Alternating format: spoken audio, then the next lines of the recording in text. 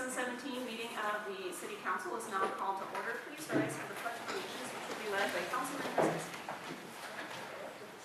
I pledge allegiance to the flag of the United States of America and to the republic for which it stands, one nation, under God, indivisible, with liberty and justice for all. I will ask everyone to please remain standing, that if you have not joined us for a public meeting before, this is the portion where we like to highlight the importance of including physical activity in your regular routine. And experts recommend that if you include around 30 minutes of some sort of physical activity in your daily routine, that it greatly reduces your risk towards chronic disease. And the management of chronic disease makes up over 80% of our healthcare spending across the U.S. So for our time together, try and highlight this element that we can include in our daily lives by doing a little bit of activity. So our activity tonight is going to be very simple, that we've actually gone back to doing some arm circles today. So we're kind of full in here, so we may have to go straight up instead of out, unless you really know your neighbor well. Or you can go in front and do the zombie arm circles. Great. You just kind of do like this. And then you can go the other direction. Oh, you got a swim going. Roger, that'd be an orchestra. Maybe he is. We don't know. Okay, very good. You can go ahead and have a seat. Thank you very much. Yeah, Roger.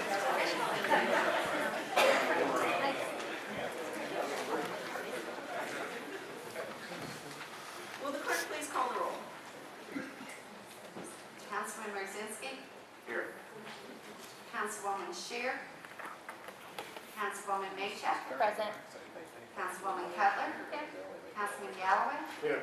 Councilman Bettinger, Councilman Staples. Here. Councilman Woman Scheer absent. We actually have two sets of minutes that were included in the council packet for this week. So the first set of minutes I will refer to is the March 15th minutes for the joint workshop that was held between the City Council, Park Board, and LaPorte Community Schools Board of Trustees. These minutes were provided as I shared, and I would entertain a motion to approve the minutes as submitted. So moved. Second. I have a motion and a second. Are there any corrections, additions, or deletions to those minutes? Hearing none, all those in favor of approving the minutes as submitted, please respond by saying aye. Aye. Any opposed, nay? Minutes are approved. Then our second set of minutes is for the regularly held session of the County Council on March 20th, 2017. And again, those were submitted in the packet, and I would entertain a motion to approve those minutes. Motion to approve. Second. I have a motion and a second. Any corrections, additions, or deletions to those minutes? Hearing none, all those in favor of approving the March 20th minutes, please respond by saying aye. Aye. Any opposed, nay? Then the March 20th minutes are approved. That takes us to petitions and comments of the citizens. Would anyone like to address the City Council this evening?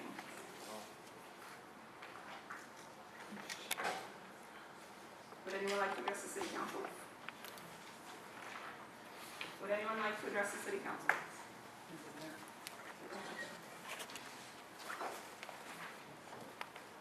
If you can please state your name and address. Sure. Luke Arlosara, 2424 Monroe. It's been 2 weeks since I've been up here. And last night I checked the city's webpage, and still, we have no contact information for our council people. I was hoping that maybe, within 2 weeks this would have happened. I've done some diligent work and gotten some of the information to put on my Facebook page for the council so people could at least know what's going on social media. But I'd like to be able to have more information for our council people, for people who don't have Facebook. Lou, I have contacted the person who's responsible for that, and they are working on it. Okay. Next thing is just you went downstate to push an agenda for the county for this double track. I was just wondering how many times you went downstate to push for things that will actually benefit our city, like maybe a bypass or more road funding, so that we really didn't have to have the wheel tax. I've testified on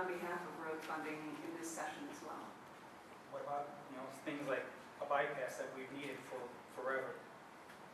How many times have you done that? That's not been part of an agenda for the state committees that have been meeting, and it is a part of the discussion that is being held by other entities, but that's not been a topic of discussion by the General Assembly. Maybe a resolution to have somebody go down and talk to them about it. Yeah, a good idea. Would anyone else like to address the city council this evening? Any further comment? With no further comment, then we'll close the public comment section and move on to standing committee reports. We started last time with Councilman Shear, so we'll start with Councilman Rosinski. All I have is the school board will meet next Monday, the 10th at 6 o'clock for the regular schedule at the ESC Center.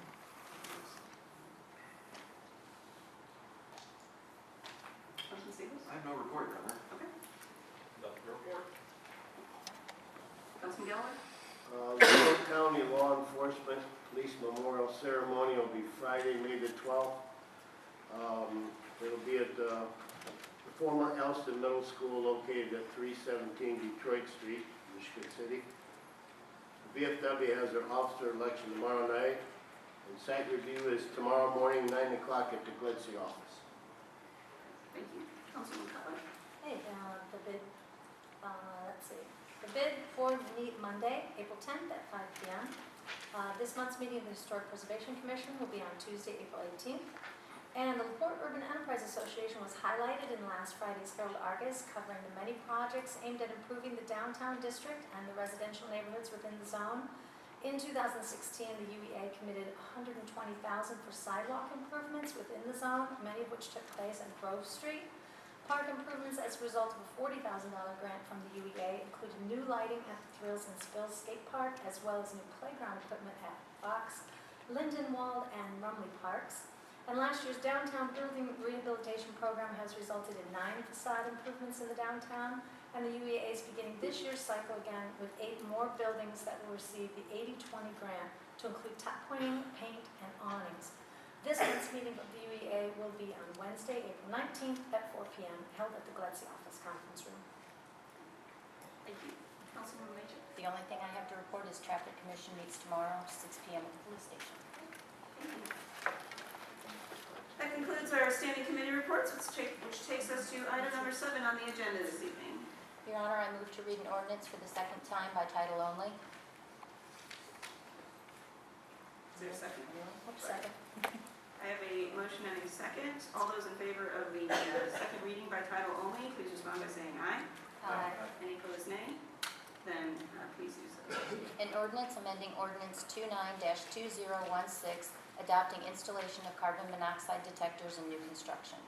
Right, this ordinance was read in its entirety at the previous meeting and now has been read by title only for the second time. I do believe that there has been some language change that was discussed, which I'll turn it over to the attorney to.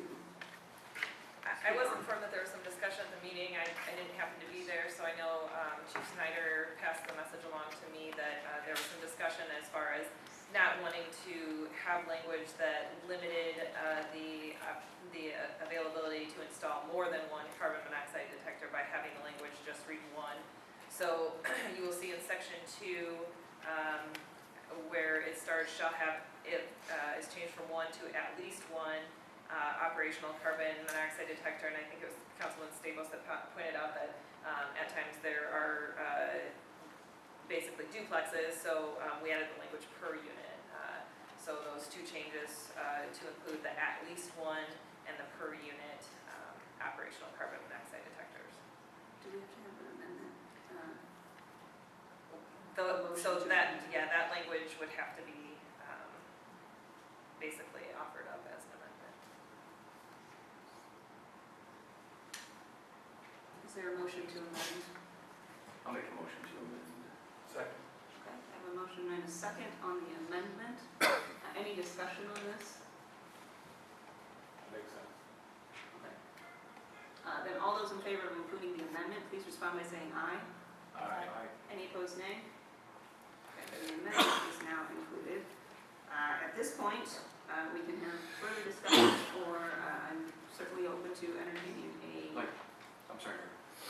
a motion on adoption, but I will open up the floor for any further discussion. I'd like to make an inquiry if there's any members of the, we've heard the arguments certainly for the detectors.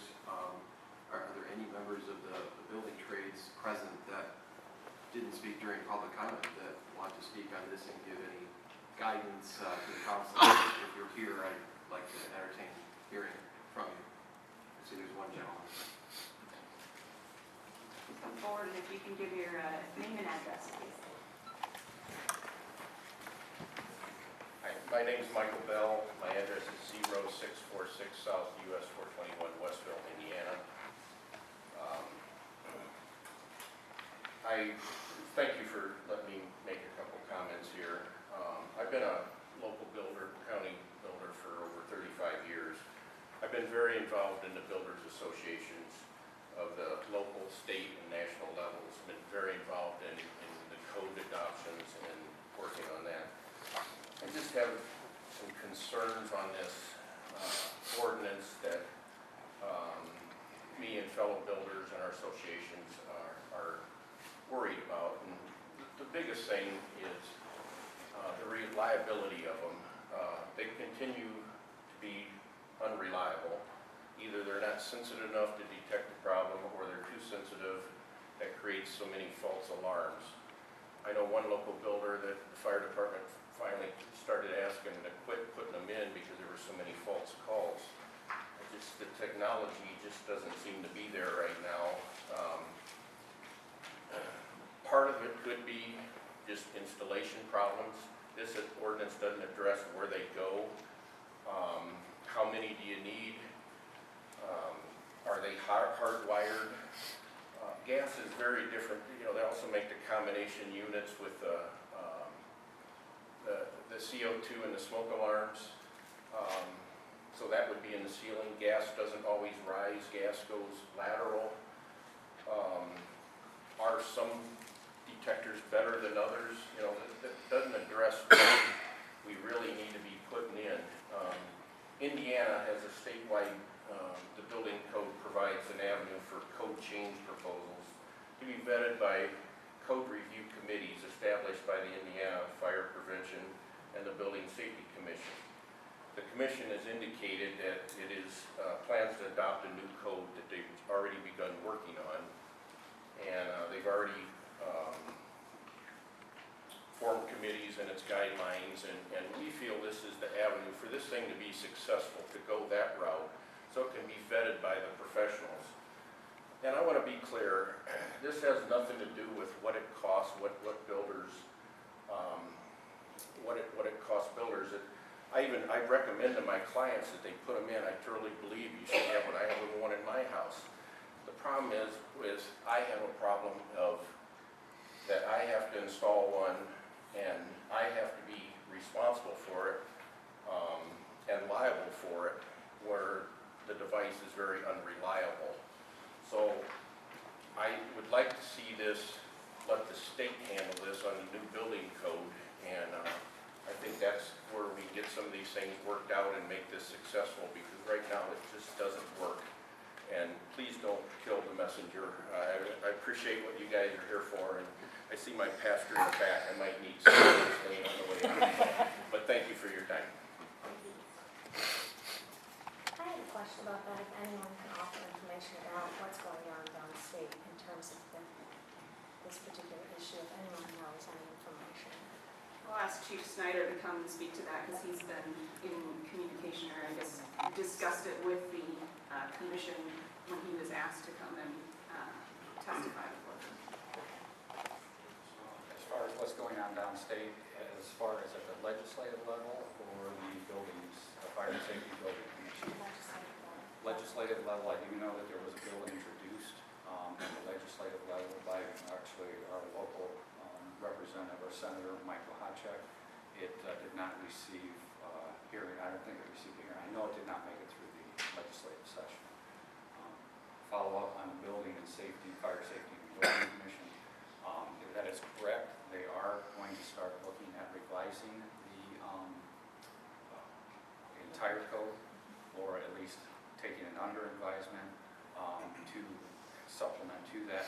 That was part of the discussion and things that were asked of myself when I was testifying in front of them. And so much so that they had asked Ms. Kessling to be part of those discussions future. But they were, as I mentioned the last meeting, extremely supportive of this ordinance with the changes that they asked me to come back and present to you for consideration. They indicated at that point in time, if you do make those changes, there were 3 of them that I mentioned from the original one, that it would not even be necessary for Ms. Kessling to come back to present it because it was basically a rubber stamp on their behalf. And that's why it's done with those minor changes. So yes, that is correct. They are going to review it, but they were not at all opposing moving forward with this at the local level. How soon that review is, has that been weeks, months? No, that type of review will take at least a year, if not longer. We're probably talking, and I believe they even gave some indication during our discussions during the hearing of upwards of a year and a half to 2 years, if I remember correctly. It's I a think long July drawn out 2018. procedure, there's no doubt I think about it. July 2018. Yep, that's right. It very well could be.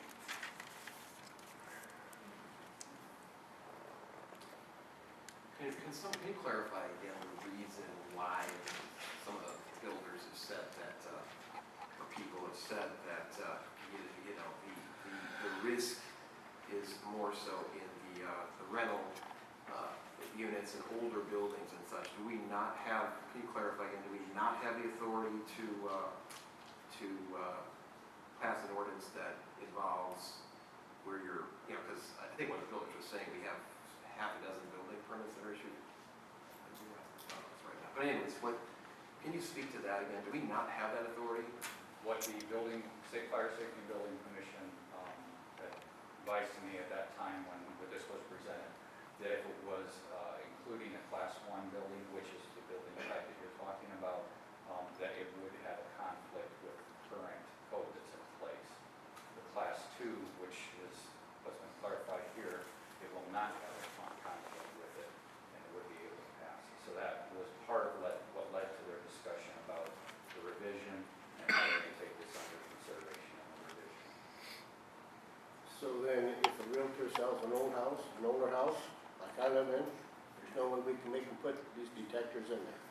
At least not at this point in time, like the commission indicated that there would be a conflict. Lot And more that's why it was a than topic of built. discussion during the meeting, was to have Ms. Kessling part of those discussions as well as the professionals from the fire and safety community as they move forward.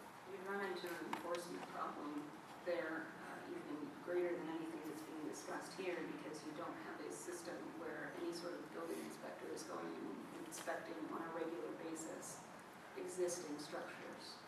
That is correct. I mean, we have the authority as we're going through a building project, a renovation or a new construction, before we issue an occupancy or allow for an occupancy to take place. Either the fire inspector or the building inspector is inspecting that on a regular basis. But during the course of a sale of a house or a rental unit, there is no involvement from the local authorities. So it would go unchecked, and we don't have the authority to go into someone's house unless we're called in an emergency situation to just mandate that they do it. That's why this was presented in the form that it was, because it does give us the legal arm to be able to enforce it. Question for the city attorney. Okay, so we passed this, the state comes along, they pass their own version, it's gonna supersede ours, right? Especially if ours is more prohibitive, it kind of just depends on the language that they include, but obviously theirs is going to be the ultimate document, but that would only happen if ours was more prohibitive than theirs. So if ours was more relaxed than theirs, obviously it's not going to be a conflict. And just to relay some more of the information from that hearing that took place at the commission meeting, I respect the opinion that these are unreliable. That may have been the case back in the early days of the inception of these CO detectors. The companies have come a long ways. And part of what you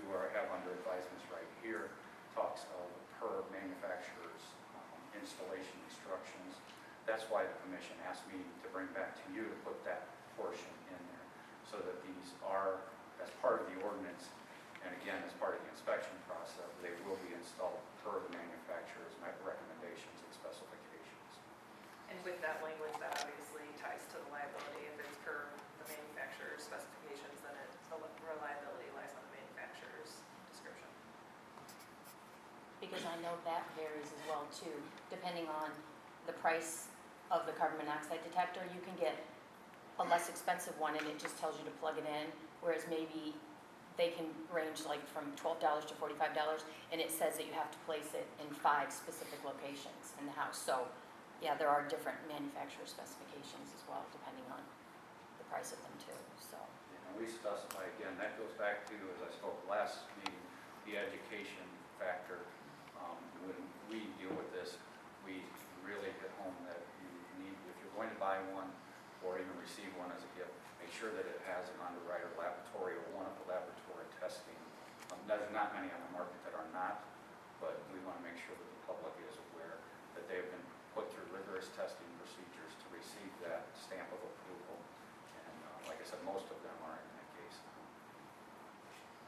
Andy, Chief, can you clarify, if you know the answer, not to put you on the spot, but, you know, this, in the last year, or however you want to quantify it, what percent of calls for, excuse me, carbon monoxide detectors have been false, and how it has trended from 5 or whatever years ago to the last, you know, trailing 12 months, or whatever your measurement you have?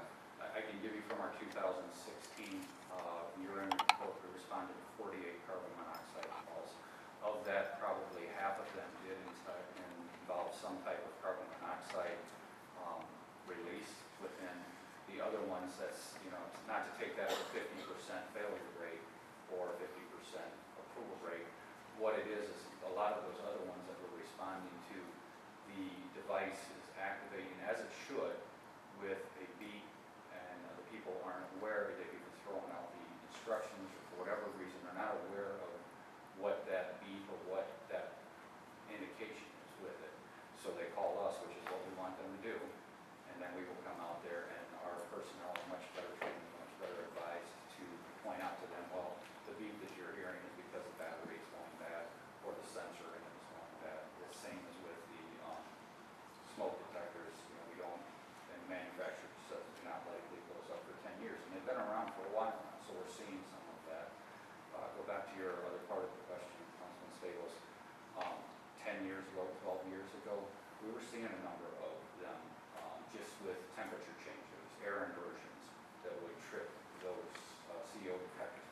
We're hardly seeing anything like that anymore. I can't remember of something that we could attribute it to that it was not a unit that was, and I don't want to use the term malfunction, but a unit that was at the end of its lifespan or at the end of its battery span, or that it was actually indicating to the residents that there is a problem here and you need to evacuate and you need to call the fire department.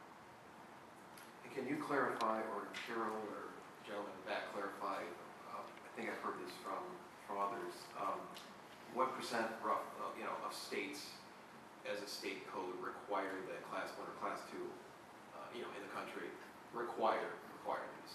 I would only have to go, I would have to refer, I believe, Ms. Kessling had those numbers at one point in time. I believe she gave those numbers to the commission while we were in Indianapolis. And I will, if she can correct me if I'm wrong, but I believe it was 46 states out of 50 currently have some type of CO statute in place or CO code in place. Indiana is not one of them. Well, do you have anything to say? Yeah, I'm just afraid whenever we pass, the state's gonna overrule us. I don't know, to me it's their job. I'd like to table this till we find out a little bit more from our state representatives when they get done with, they're sitting in now, so. Mr. Pressel, Yeah, state and Mr. representative. Mohasek, Mr. Pressel, get them up here, find out what's happening, because they're at state business right now. I think you get out, what, next month? April 21st is signed on, I think. Right. If I might interrupt, Councilman Galloway, this is in front of the building commission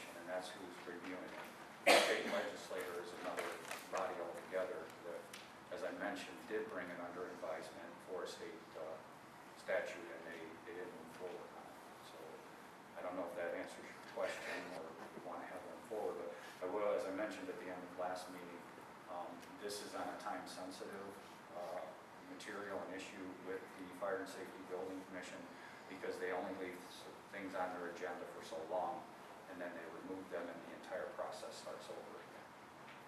That's not that complicated though. No, it's just sending an email. I have not been through it, so I don't know what I'll take. That would be a question that our city attorney would have to address. Well, I spoke to a local builder, and I read the ordinance to him, and he said he had no problem with it whatsoever. Downstate takes downstate time. It'll be a long time. If their ordinance supersedes ours sometime, someday in the future, so be it. If we save one person in 2 years, it's worth it. The cost is minimal. I can kind of see where the liability is on the builder, but if you're already building a house, if you can't follow the instructions on how to put in a carbon monoxide detector, you'll be a little worried. I just don't see why we should wait on this as far as there's no benefit to waiting. Downstate's going to do what they're going to do, but you never know how long you're going to be sitting here until they do it. If we get something that's on the books that saves one person, there's no downside. Can we enforce it? Yeah, Well, and Well, see, it's only enforceable at the time of building, so if you're building a house, you apply for a permit. He goes, he sees it's installed correctly or not, they're done.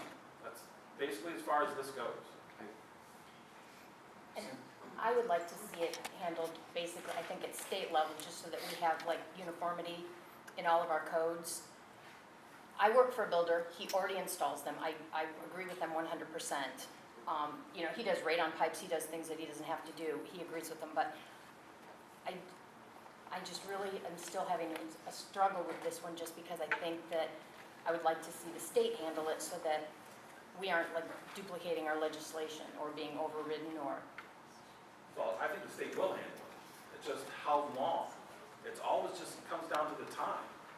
How far in the future will they ever get around to agreeing on anything? That's it. That's really the only argument. Which we know it is gonna be addressed, but, you know, like you said. In the past, it seems like when I worked for a builder, different cities had different codes, and all this would be addressed at the permit process, right?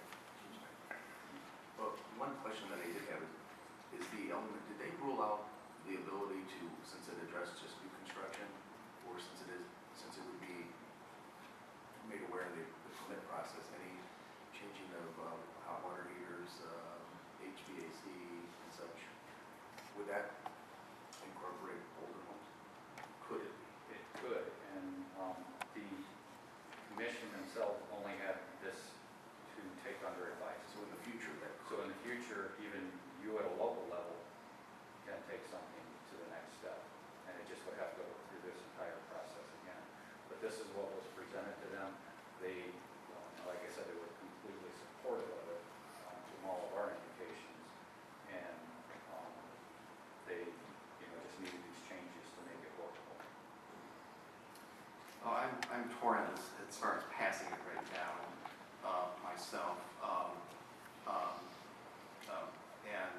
I personally be somewhat inclined towards giving State Representative Pressel, who was the former head of the building trades, the chance to speak for the council.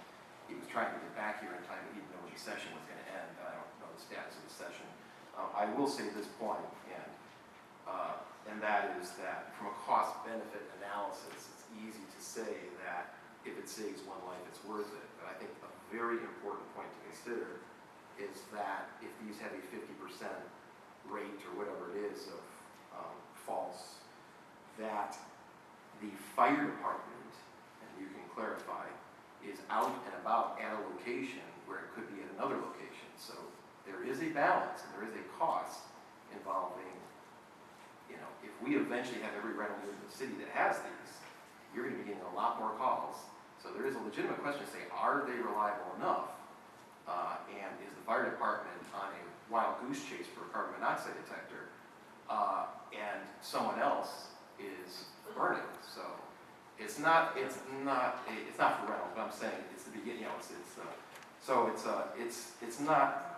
I don't want to pass this simply on a feel-good basis or on a we're protecting our people, and because of course we want to do that, and of course we want everyone to be safe, and of course we want builders to not be cheap and, you know, whatever. So it's, so I could really kind of go either way. I'd almost be inclined to hear from State Rep Pressel, because he was the former head of the building trades, and he said that they are working on this at the state level, and I understand your argument as well, Councilman, so I'm kind of torn myself. I'd just like to make one other comment, and this is just, I think you also have to understand your community, and we have a lot of single-family homes, single-parent homes. We have a lot of two-parent homes where both parents are out, so many times it's the children at home alone. And like I said, if it's just one of these detectors in there that goes off and they hear that go off and call the fire department, they think it's a better call than what. You just have to understand the community. I don't think it's intrusive, and I think it's going to do more good than. Chief, can you speak in response to that, because it's kind of following on my question. Yeah, and Can you speak to that? Speak in response to yours. Because it is a worry. If you're worried about, well, your question was about us being out on. Waylaid on a false call. We have procedures in place to compensate for trucks being out on calls. CO call, one truck goes to it. So we have procedures in place so that our response is not shortchanged to other areas of the city or other calls. We do that on every type of call, not just a CO call. So do I have a concern about even what manpower it would take? Not at all. Equivocally, no. Because we go ahead and we'll take that chance anytime if it's a real call for a CO call and we save somebody's life. And I know you just made mention of State Representative Pressel. He and I have spoke. We spoke before the commission meeting. He indicated he was going to speak at that time. He did not speak to the commission. I don't know what the reason was for that, but he had an opportunity to speak at that time. How many children were hospitalized last week in 3 of those? Or that person died from carbon monoxide? One died from carbon monoxide. I believe there were 7 others.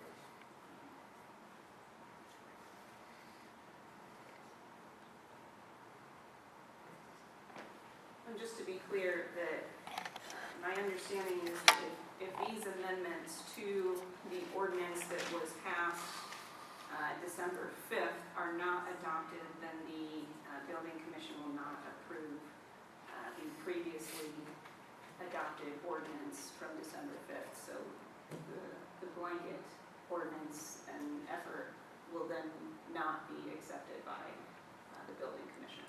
But that just involves passing the ordinance and sending a new request, and it's not, and so it's not, and that shouldn't necessarily be a stumbling block per se, if there's a need for deliberation or debate, whether there is or isn't. I'm just clarifying the process for everyone. Yeah, If these amendments are not included, then you start back from ground zero, I guess. I don't know what the exact procedure is. That would be something we would have to follow up with. They didn't feel that was even a consideration when we were down there, because they thought that these were simple enough changes for you to consider and bring right back down for the next month's meeting. I think they were going on the intention that you passed it in its form as it was, which was broader than what they've whittled it down to. And that's why they indicated that should be pretty much a rubber stamp if you bring it back. Well, I feel a bit more comfortable tabling it to the next meeting, so in the interest of moving this on, I'll make the motion to table and see what happens. I'll second. Okay, if a motion and a second, then again, to clarify, that restarts the clock, my understanding. Well, I understand. So, Yeah, I would have to check with, I've been working with Dean Ellingsworth downstate to find out whether there's any time limit. I don't know that there is. Sometimes when things go on a docket like that, they can't be put right back on at the next meeting. Obviously, they had it considered, and then they have a certain time frame that you have to move forward, so that's why there's that time frame here. So I would have to check with them to know whether that is any real concern, but there is potential that it could be. It would be nice if we knew whether it was or wasn't. If the council would like me to find out, I can find out, because I know that I spoke with Mr. Illingsworth, and he was of the understanding that if the council did move forward with passing this evening, he would like me to send a signed copy down this evening so that they could have it in front of them for their agenda tomorrow morning. So he is waiting for my call to let him know what happens.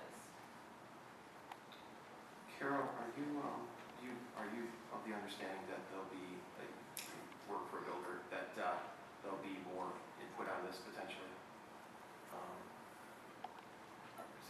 I'll put you on the spot. Yeah.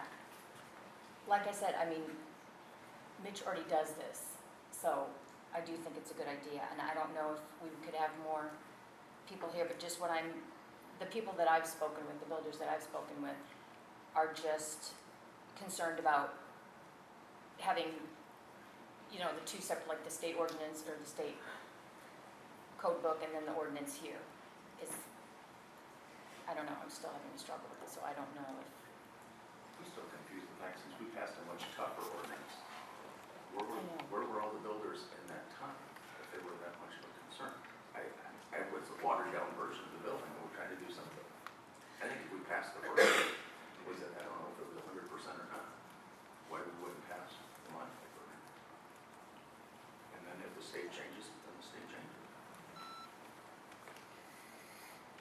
Well, there was considerable discussion before anything was brought forward to try and ensure that what was crafted was going to be the right balance between some of the requirements that would be placed upon the builders and then what was going to be enforceable. And that's where you see the language of just with new construction and just to the specific types of new construction that you see there.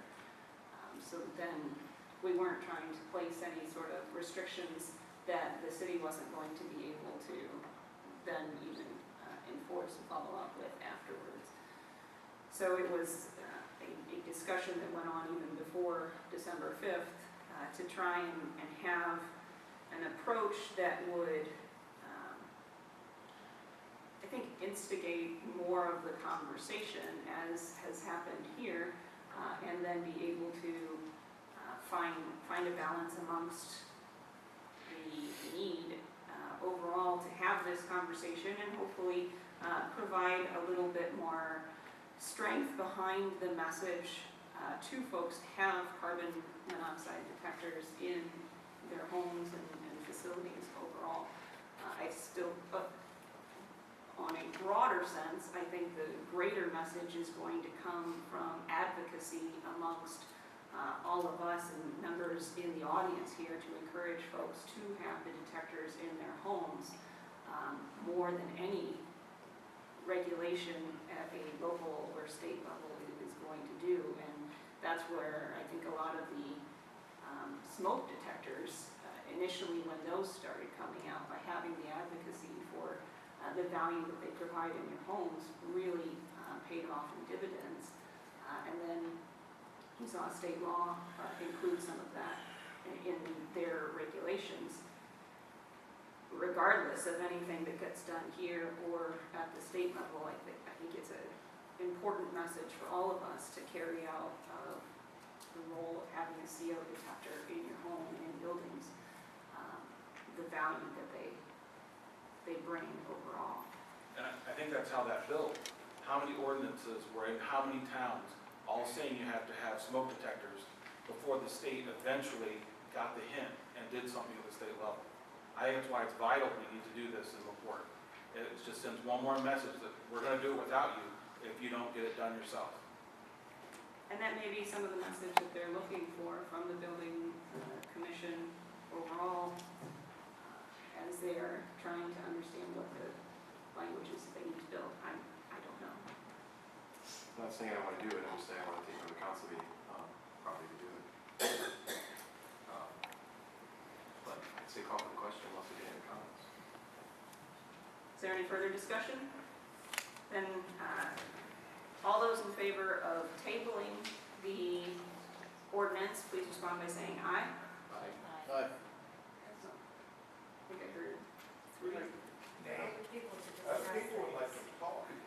we had public comment at the beginning of the meeting, and that was why I looked out to the public. So at this point, if anyone wants to call for any further discussion Leave it in these, from please. members, then we can do that. But I'm sorry. so I think I had, did I count that correctly of 3? And so all those against, nay? Nay.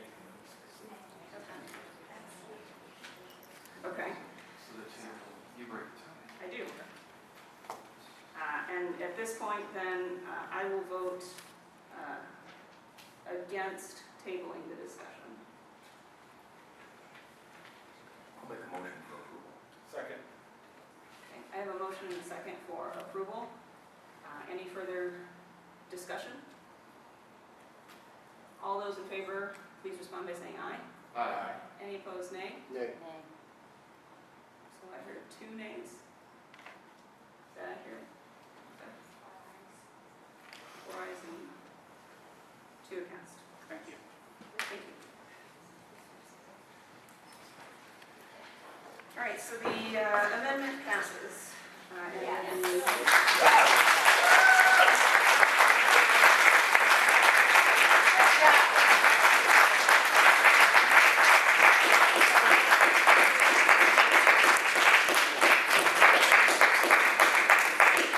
that takes us to item number 8 on the agenda this evening of any other business to come before the council. I have, actually we have one item of business before I get to announcements, and that is pertaining to the workshop that was held by a conglomerate of entities, the joint workshop of the LaPorte School Board of Trustees, the Park Board, and the council regarding the possible partnership and collaboration amongst the city and schools regarding a piece of land. My takeaway from that discussion was the desire to first have the council express an interest in pursuing a potential partnership, and then with that, if there was such an expression of interest, that then there could potentially be a committee formed to collaborate and discuss potential partnership arrangements to then bring a recommendation forward to the respective entities. I'm not prepared to act on that. Okay. Is there further information that can be provided there, or? Yes, it will be requested outside of this meeting. Okay. Okay, then, I'm only one. unless anyone else I'm only wants. one if others. Right. I'm asking Are there for other courtesy. thoughts of where we could go with the conversation?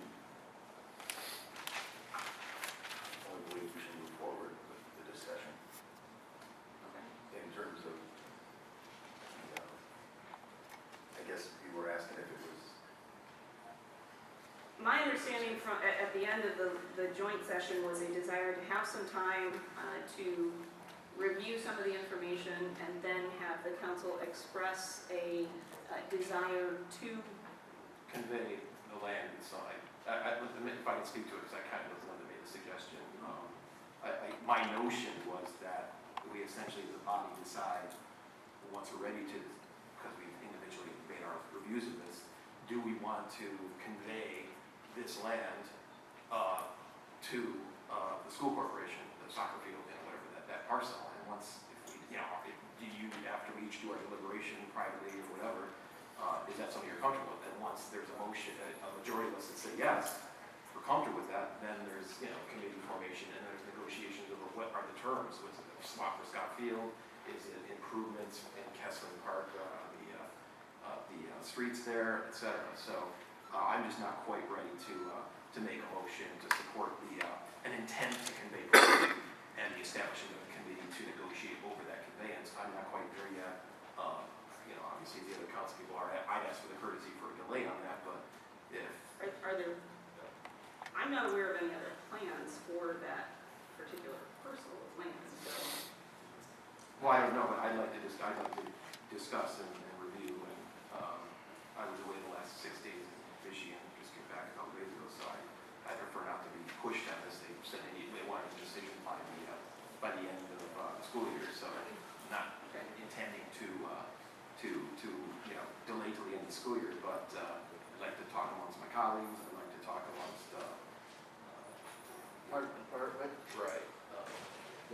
Hartford, they would, same style, they handle Kessling and Scottfield. I mean, you see what maybe they would like.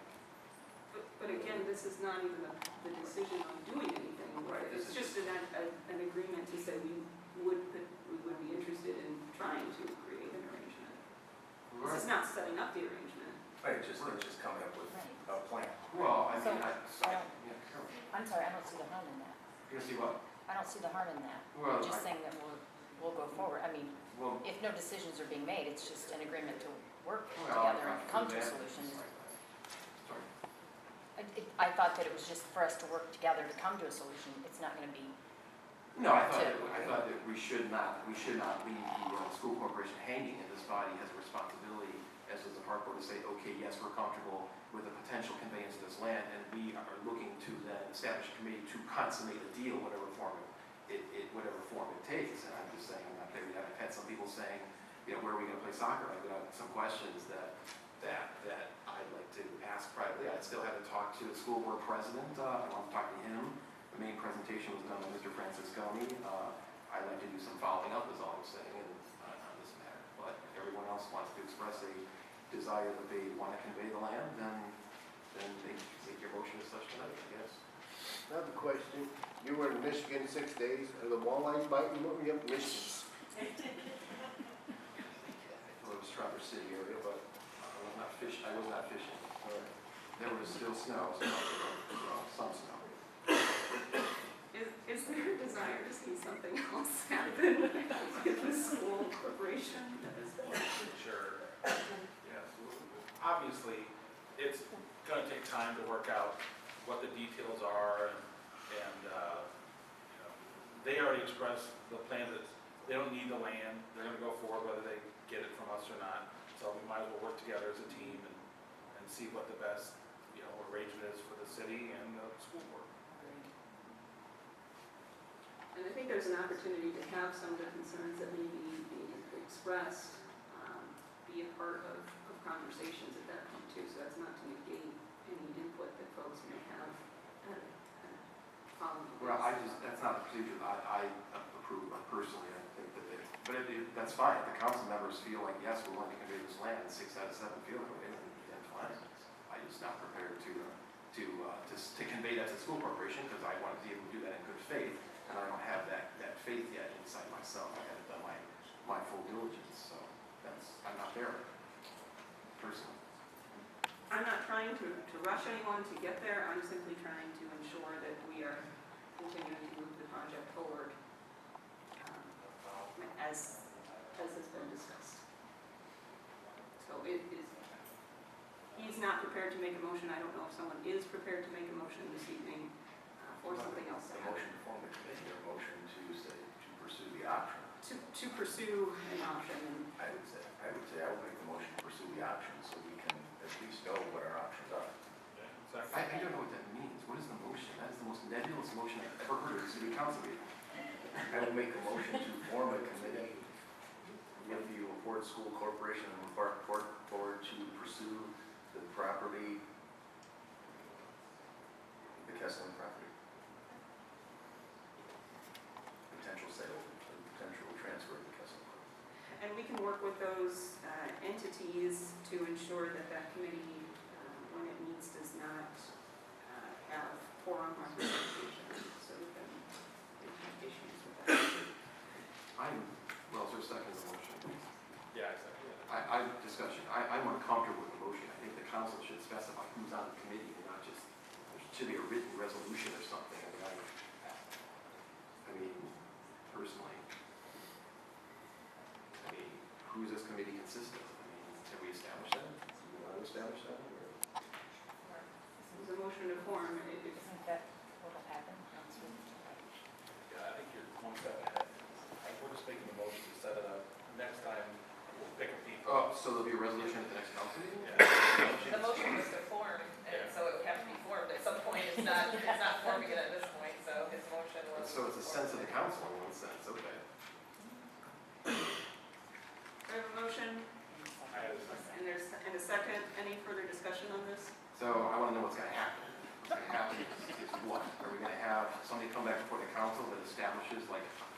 I'll communicate with the school corporation and with the park board to understand a recommendation on membership of who would be a part of the committee, and then can bring that back to the council. As a what, as a resolution or?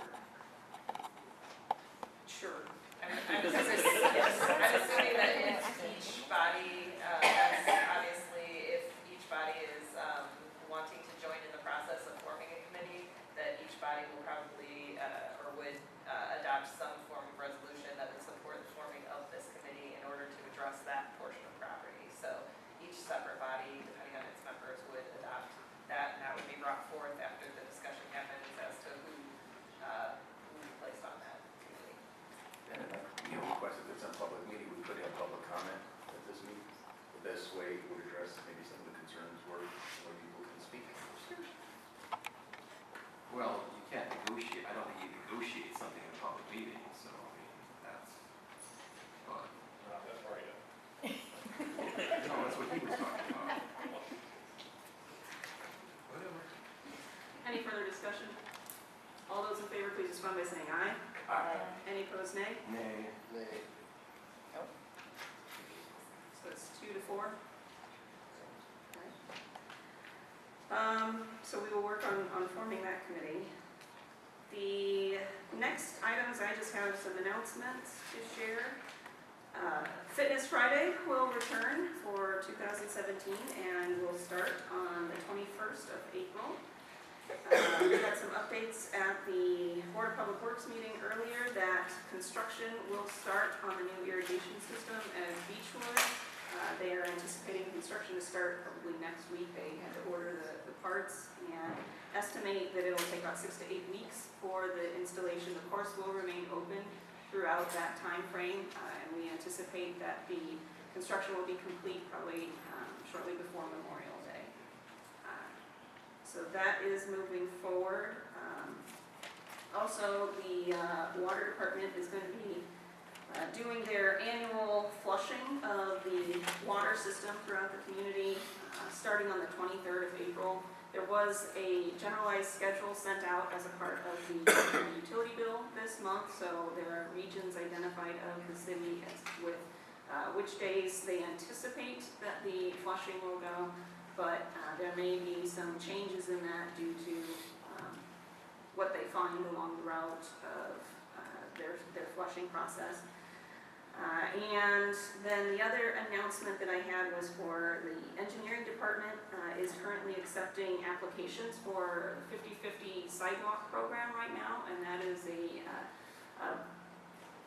I think the smallest form of a public-private partnership that can exist, that it is a partnership between the city and individual property owners to improve the sidewalks around that area, and it splits the cost 50/50 up to cap. I think right now they actually are pretty full in the program, but there is a little bit of room still, and it's a first-come, first-served basis for people to participate in that program.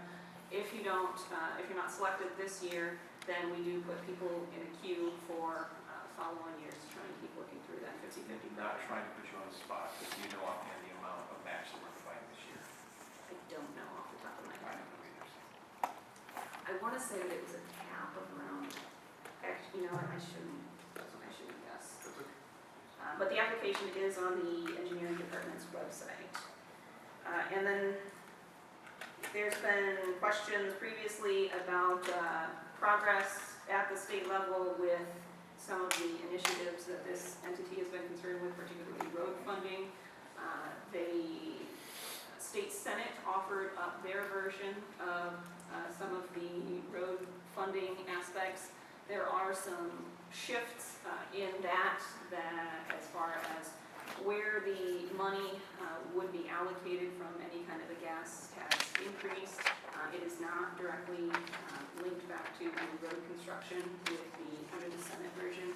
The other big change for us to know about as a local entity is that the House version had recommended had language to change the community crossings program to an 80-20 match, where 80% of costs would be covered by the state and 20% by locals.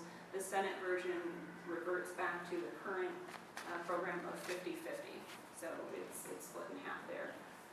So that would change a significant amount of funding that's available to local government. We're still in the process of digesting all of the impacts that have come, because this just came out towards the end of last week. And so AIM, Accelerating Indians Municipalities, is still sorting through some of those elements, but I wanted to give you that update. And also, I was downstate testifying with a number of other Northwest Indiana representatives about the opportunity that would come forward with the double tracking. That bill has advanced through the Senate Tax and Fiscal Policy Committee. It advanced through unanimously and is continuing through the process. So just wanted to give you those updates. Well, a lot of money for something that might happen. I mean, we need bypass. Go to Kingsbury, industrial, they're developing. I know. It's everything LaPorte's got. I think there's a significant amount of opportunity that comes from double tracking the South Shore, though, that impacts the region in a transformative way. All I see is a bunch of new houses with the 2-track. I see businesses developing along the bypass that comes up through Kingsbury and LaPorte. So, That's not anything that has been Right. supported by the state thus far. This is the opportunity that is before us now. I'd like to see the state give us, take $1 billion out of $2 billion surplus and use it. It's rusting. Anything else? Do we have any additional clarification on the wheel tax, that we're pretty confident that we're getting the vast bulk of the funds we're supposed to be getting at this point, since we're a few months into the year? We get the reports almost on a daily basis. Take those monies we've gotten to date and annualize them, it comes close to 450 a year, 450,000, 500,000, kind of. It looks like. It's more than that. I'm sorry? It's more than that. It's more than that. That means that's a pleasant surprise, right? Well, it depends on your alphabet and when your license plates are due. Interesting. Thank you, Teresa. Any other items for the council this evening? If not, I would entertain a motion to adjourn. So moved. Second. I have a motion and a second. All in favor, please respond by saying aye. Aye. Any opposed, nay. We are adjourned.